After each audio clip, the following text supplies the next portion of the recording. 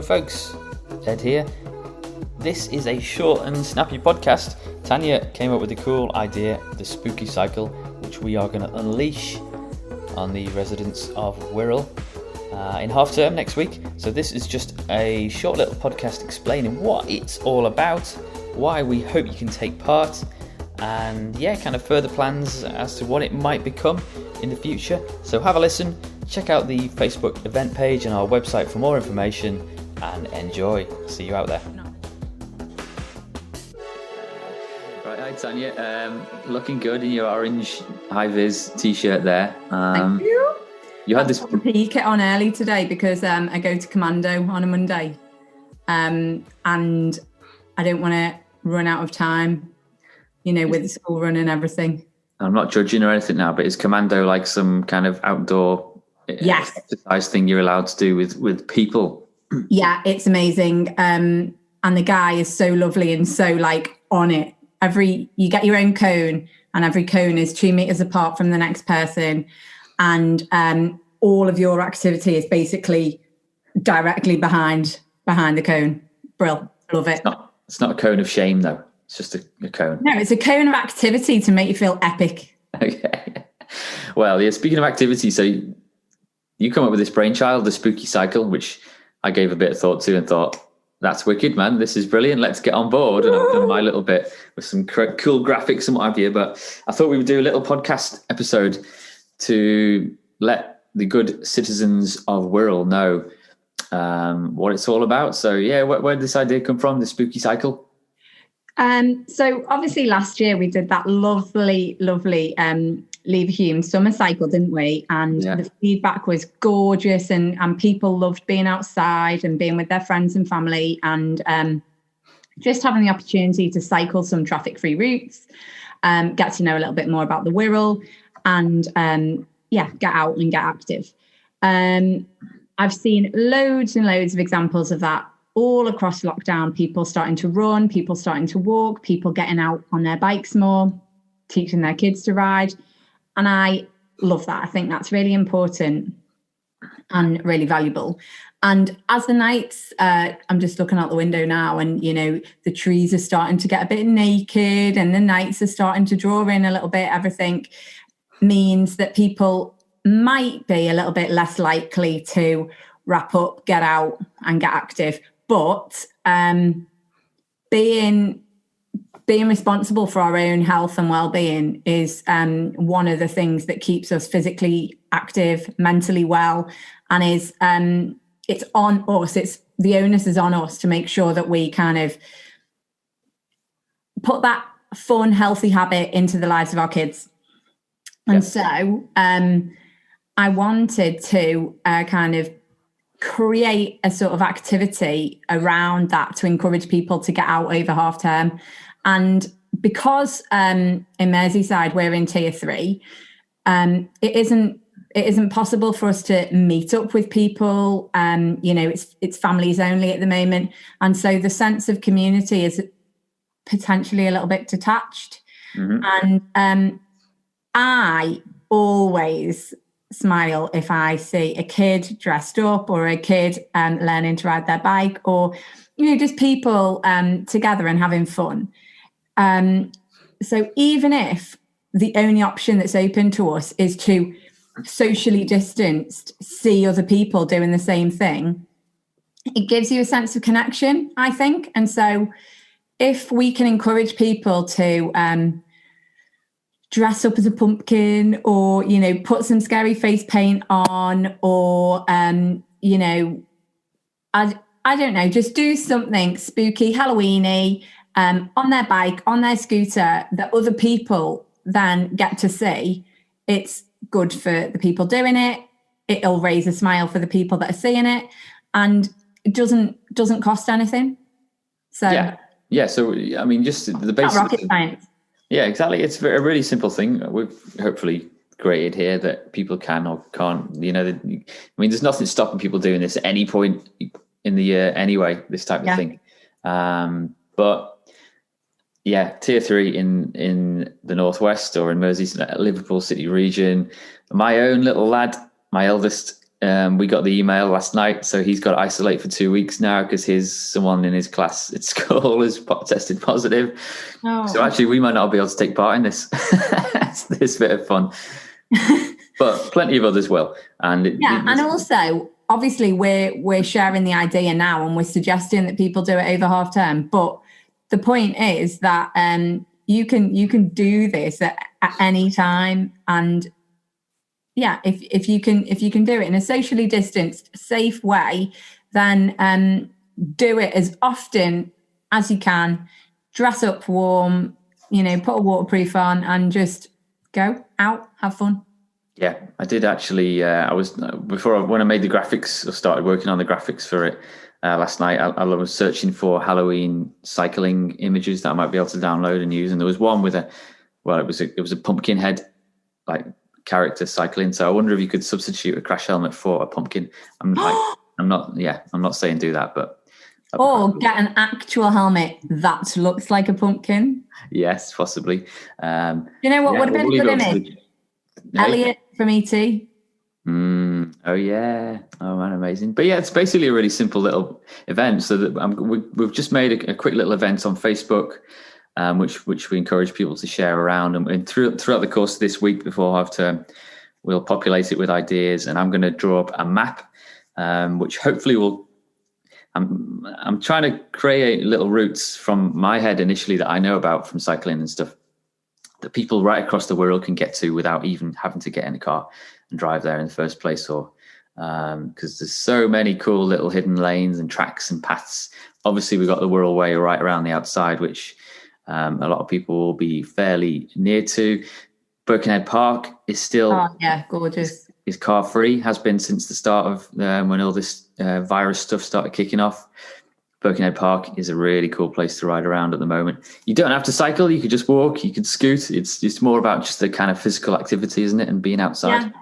Yeah. The point for me is to remind people that if you kick off this habit in your kids when they are young, they are far, far more likely to carry this into adulthood. And as a nation now, we've got increasing levels of obesity, we've got issues with heart disease, we've got all sorts of physical ailments and stuff, which can be improved by being more active. It's not going to cure everything. It's not going to solve anything. But I tell you what, I'm making myself sound like a prolific runner now. I'm not. I'm incredibly slow. But I have never gone out for a run. I've never gone out for a run or a cycle and come home feeling worse. So speaking as someone that has been on tablets for depression and anxiety, someone that's been signed off work for the same issues, being outside, being active is something that elevates my mood. And I think you'd be hard pressed to find someone that could disagree with it.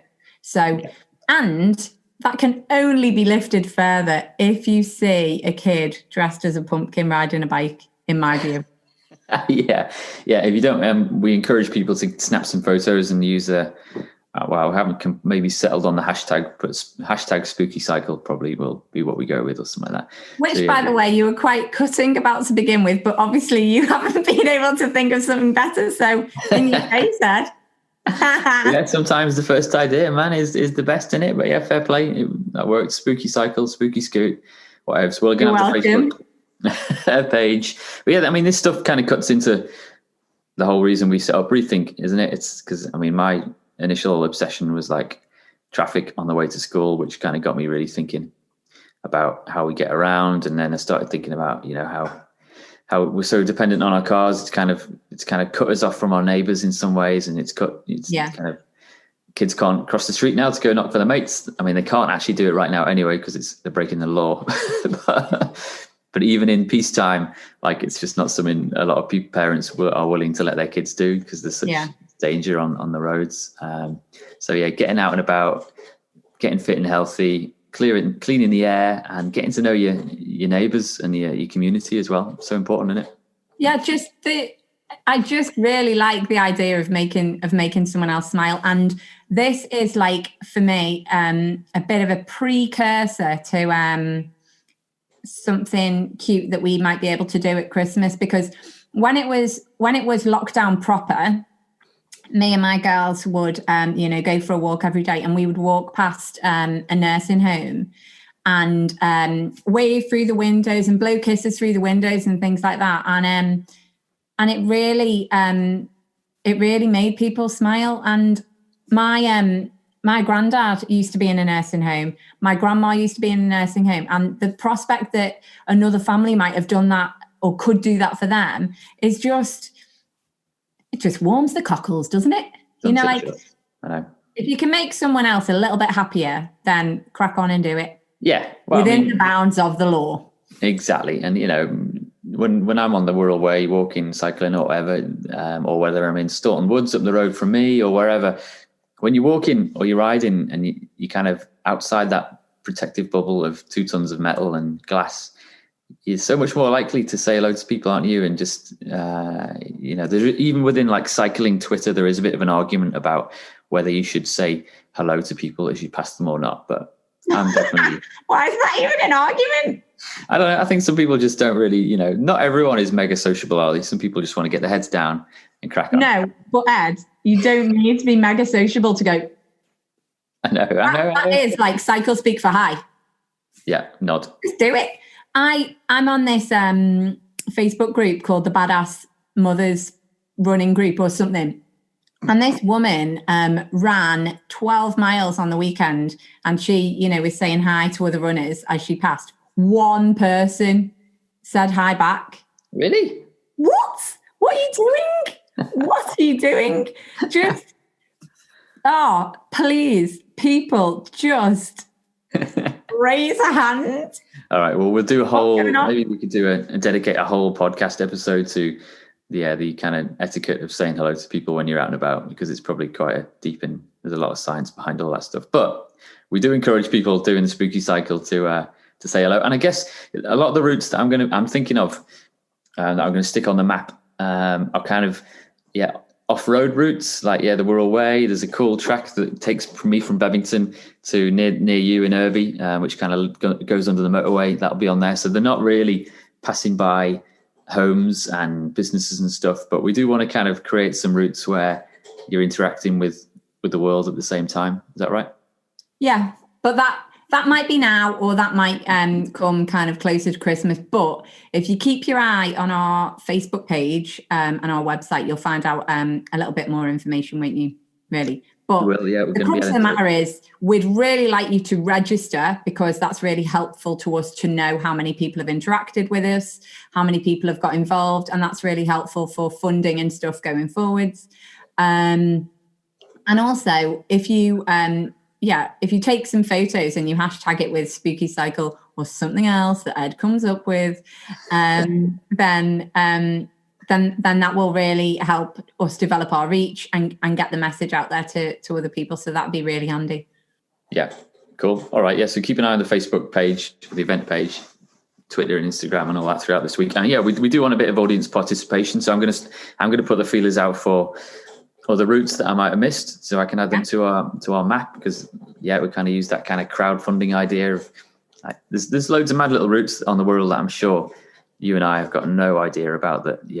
I definitely won't have hive mind.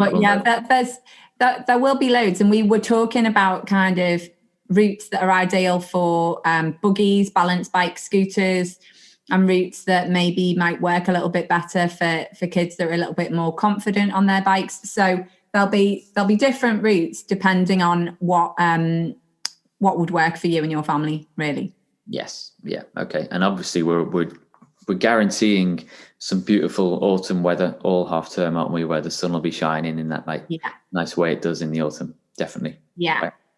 That will be permanent throughout the October half term. Yeah. But if it isn't, you ain't made of sugar. So just dress up and go out anyway. Exactly. Crack on. Earn your hot chocolate. That's the spirit. All right, cool. This is a short and snappy one. Do you want to add anything else? Have I forgotten anything, Tan? Anything you want to mention? No, but if you do feel like saying hi as you pass other people on a dog walk or on a bike ride or on a run or on a walk, then don't be shy. You might make someone's day. Take a clipboard with you and track how many people do and don't say hello. That would be an interesting. You don't need to be a weirdo about it. Just there's that saying, isn't there? If you see someone without a smile, give them one of yours. I haven't heard that one, but it's a good one. Again, you're welcome. Cool. All right, Dan, that's brilliant. We'll link to all the Facebook stuff and Instagram in the description under the video. Well, this will be posted on the event page as well, so people can get to know. And get in touch, send us messages, and send us your pickies when you're doing it as well. Hey. And any ideas of any routes, all of that, very welcome. All right. Thank you very much. Cheers, Tanya. I'll see you soon. See you later, mate. Bye. Yeah.